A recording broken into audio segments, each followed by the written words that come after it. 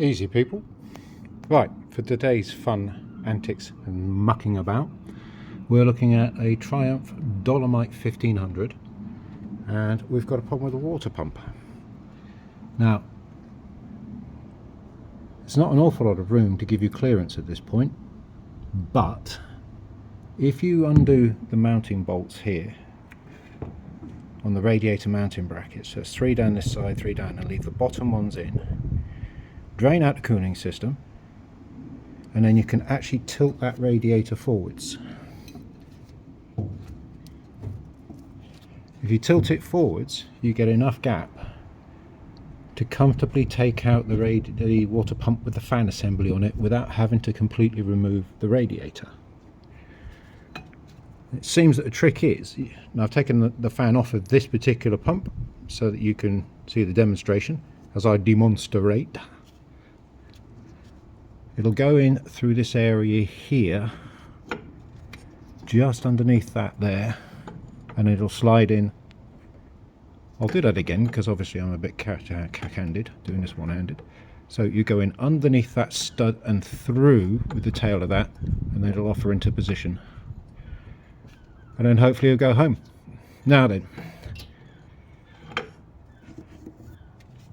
having done that, that'll save you from damaging the radiator. If we have a look at the water pump, here we have the new one, and here we have the fan. Clean it up a bit, make it look pretty. As you can see on this particular example, we've got water weeping out from the bearing seals all across the bottom of that. So that's going to need new seals and stuff. Right, so once you get it out on the bench, check to see if it's got the gasket on it. It hasn't, so that's going to be, oh, nope, it hasn't, so that's going to be still on the water pump itself. And then we have a look at the fan assembly. You'll notice it's got 2 bolts that are tight together and 2 apart. Make sure you get those lined up before you bolt them on. Don't forget a little bit of copper slip on the nuts, and then pop them in. And do those up to about 8 pounds-feet is what I would do them to, whatever that is. So that's cinched up rather than ultra tight or Hawaso tight. There we are, a little bit of there.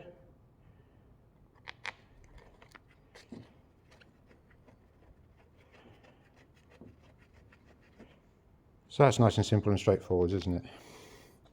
Okay, back in a bit. Right, so we've got the gasket off,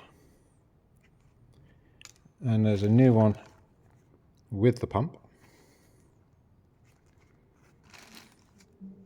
And so I'm going to clean up the mating surface with a bit of the Scotch-Brite or scouring pad, whatever you want to call it. I'm not sponsoring, by the way. And then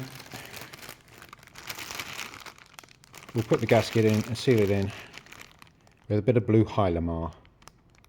Marvellous stuff. So it does 2 things. A, it helps to soften the gasket up and make it more pliable and help to seal. And B, it stops the gasket from falling off when you're mucking about. Holds it in position. Right then.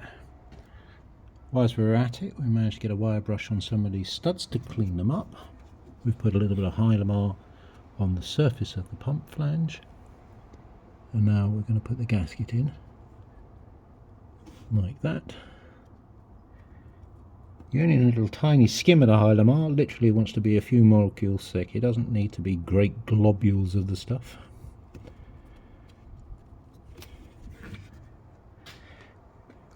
Okay, now let's go and get the pump. Right then, so we've got our pump in. We've manoeuvred it past, and now all that remains is to put on locking washers.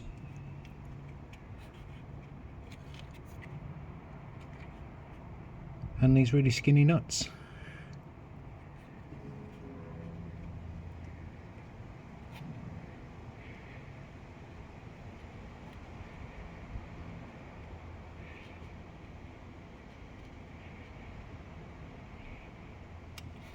Okay, that's going to be a bit awkward.